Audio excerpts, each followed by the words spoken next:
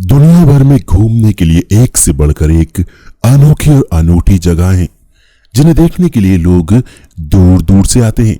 वही कई जगह इतनी रहस्यमय होती हैं जिनके बारे में सुनकर लोग अक्सर हैरत में पड़ जाते हैं। आज के इस वीडियो में हम आपको बताएंगे ऐसी बहुत सारी जगहों के बारे में। अगर आप हमारे चैनल पर पहली बार आए हैं तो सब्सक्राइब बटन दबाकर बेल आइकन जरूर प्रेस करें।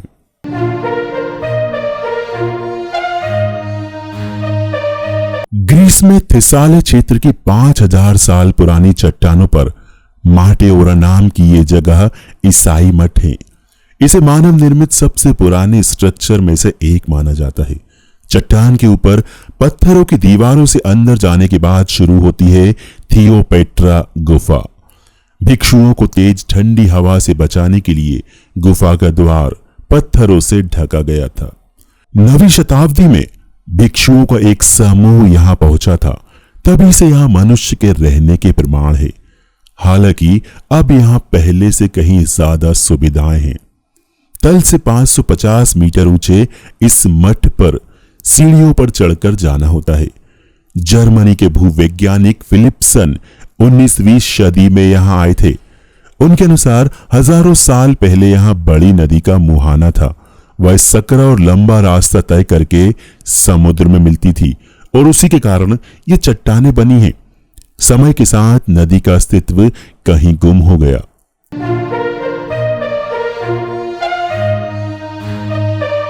गोल्डन रंग के इस ब्रिज को 2 विशाल हाथों ने थाम रखा है। यह ब्रिज पैदल यात्रियों के लिए बनाया गया है। गोल्डन ब्रिज वियतनाम के बाना हिल्स पर समुद्र तल से 3280 फीट की ऊंचाई पर बना है। इसे दुनिया का सबसे बेमिसाल इंसानी स्ट्रक्चर्स में से एक कहा जा सकता है। इस ब्रिज पर सोने की तरह गोल्डन रंग किया गया है। इसका डिजाइन एकदम अनोखा है।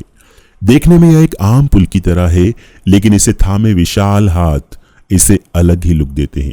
इसे बनाने वाले मुख्य डिजाइनर का कहना है कि हमने इन विशाल हाथों के जरिए दिखाया है कि पुल को भगवान ने अपने हाथों से थामा हुआ है।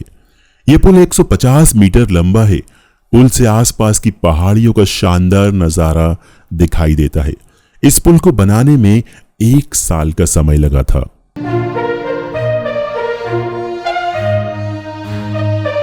चीन के हुनान प्रांत की बाइलोंग एलिवेटर दुनिया की सबसे ऊंची आउटडोर लिफ्ट है। इसकी ऊंचाई 326 मीटर से ऊपर यानी करीब 1000 फीट से भी ज्यादा ऊंची है। इसकी चलने की क्षमता भी काफी तेज है। यह नीचे से ऊपर जाने में महज 92 सेकंड का समय लेती है। 3 डबल डेक एलिवेटर लगी इस लिफ्ट की सबसे खास बात यह है कि इसमें लगे एलिवेटर की भार वहन क्षमता 5000 किलोग्राम है। यह lift Guinness book of world records में दुनिया की सबसे ऊंची आउटडोर लिफ्ट के रूप में शामिल हो चुकी है। इस लिफ्ट को देखने के लिए देश विदेश से लोग यहां आते हैं। वहीं कई स्टूडेंट्स भी अपने प्रोजेक्ट वर्क के लिए इस लिफ्ट पर शोध करने के लिए आते हैं। यह लिफ्ट आसपास चट्टानों से घिरी हुई है।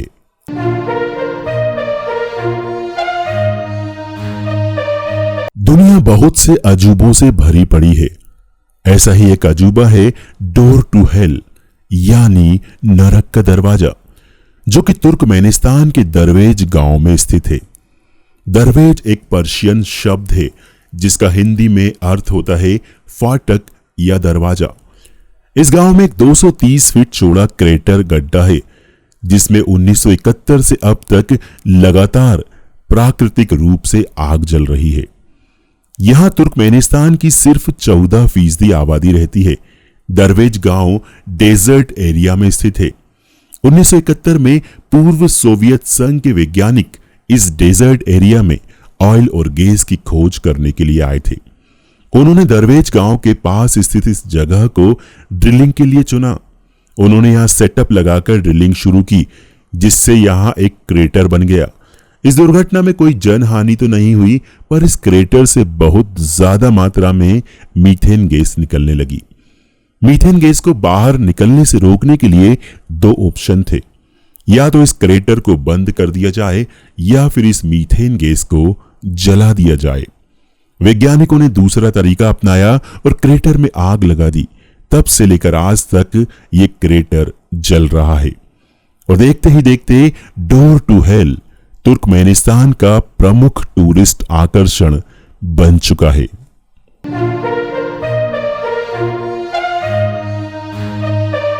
हर साल अमेरिका के लास वेगास के नेवादा ब्लैक रॉक डेजर्ट में सेलिब्रेट किया जाता है बर्निंग मैन फेस्टिवल।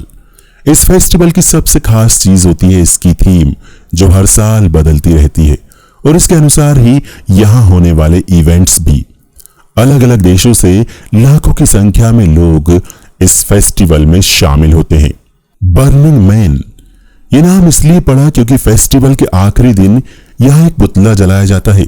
थीम के अनुसार यहां हर एक चीज को सजाया जाता है और उसके अनुसार ही लोग तैयार होकर इसमें शामिल होते हैं। फेस्टिवल में आर्ट एंड कल्चर से लेकर म्यूजिक, थिएटर, हर एक चीज को यहां एंजॉय किया जा सकता है। रेगिस्तान में सेलिब्रेट होने वाले इस फेस्टिवल में शामिल होकर ही आप इसकी खूबियों को देख और समझ सकते हैं।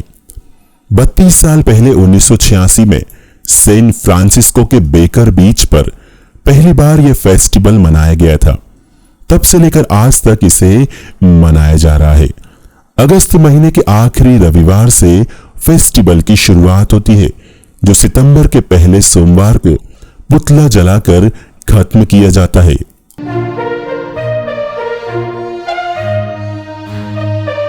ये जो बगीचा आप देख रहे हैं ना, ये अजीबोगरीब शक्लों वाले बुतों का खजाना है। इसे करीब 500 साल पहले बनवाया गया था। इसे सार्कोवोस्को यानी पवित्र जंगल के नाम से जाना जाता है। यह इटली के शहर बोमार्जो में स्थित है, जो राजधानी रोम से करीब 92 किलोमीटर उत्तर में है। इस अजब किस्म के बगीचे को 16वीं सदी में इटली के मशहूर लड़ाके पियर फ्रांसिस्को विजिनो ओर्सिनी ने बनवाया था। उस दौर में करीने से कटे बागों का चलन था, जहां खूबसूरत तराशे हुए हुस्न से लबरेज बुत लगाए जाते थे। हर ऐसे बाग को बहुत करीने से बनाया जाता था। ओर्सिनी ने जो पार्क बनवाया, वहां उसने ना तो जंगलों और झाड़ियों की काटछाट की और ना ही बाग में तराशे हुए बुत लगवाए। सार्कोवोस्को में आपको इंसान की कलाकारी की अलग ही दुनिया देखने को मिलेगी। यहां तरह तरह के राक्षसों के बुत बनाकर लगाए गए हैं। कहीं जल देते हैं तो कहीं उड़ने वाला घोड़ा रचा गया है, कहीं विशाल काय कछुआ है। कुल मिलाकर सार्कोवोस्को का माहौल बड़ा डरावना है। यह अपने दौर से एकदम अलग दैत्यों की दुनिया मालूम होता है।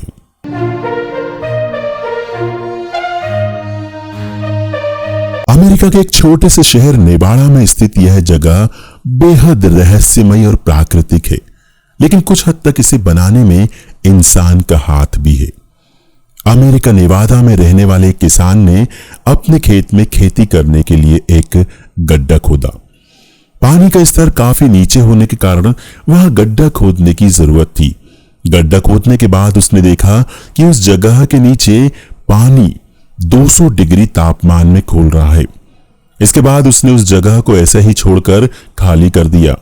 उसके बाद धीरे धीरे उस जगह ने एक खूबसूरत रूप ले लिया।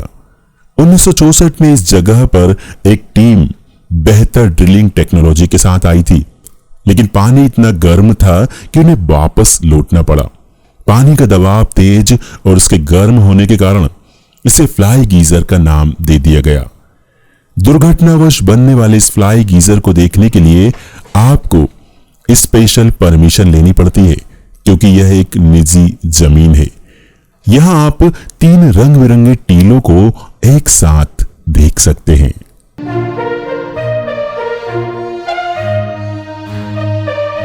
बोलिविया में एक जगह है जिसमें दुनिया का सबसे बड़ा आईना है। इस जगह का नाम सालार डी उइनी है। सालार डी उइनी 10,582 वर्ग किलोमीटर में फैला हुआ दुनिया का सबसे बड़ा नमक क्षेत्र है, जो एकदम आईने की तरह दिखाई देता है। ये इलाका एंडीज शिखर के पास दक्षिण पश्चिम बोलिविया के पोटोसी में डेनियल कैंपोस प्रांत में फैला हुआ है। यहां का दृश्य इतना शानदार होता है कि यह प्रकृति के किसी सपने के समान लगता है, जिसे धरती का स्वर्ग भी कहा जाता है। इस जगह पर आप खुद को किसी आईने की तरह देख सकते हैं। आपको अपने चारों ओर सिर्फ आईने ही आईने नजर आएंगे। आप चारों ओर खुद को आईने में देख सकते हैं। इसके पीछे एक रहस्य छिपा हुआ है।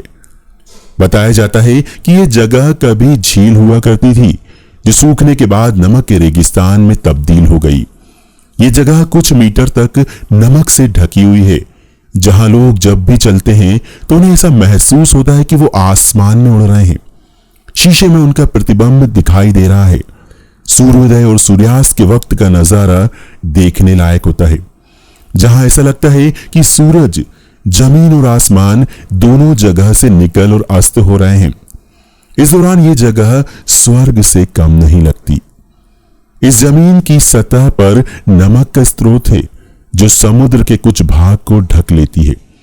जहां दुनिया में लिथियम का सबसे बड़ा भंडार है, जो दुनिया की 50 से 70% लिथियम यहां से सप्लाई करती है। यह अनोखी जगह दुनिया भर के पर्यटकों को अपनी ओर आकर्षित करती है।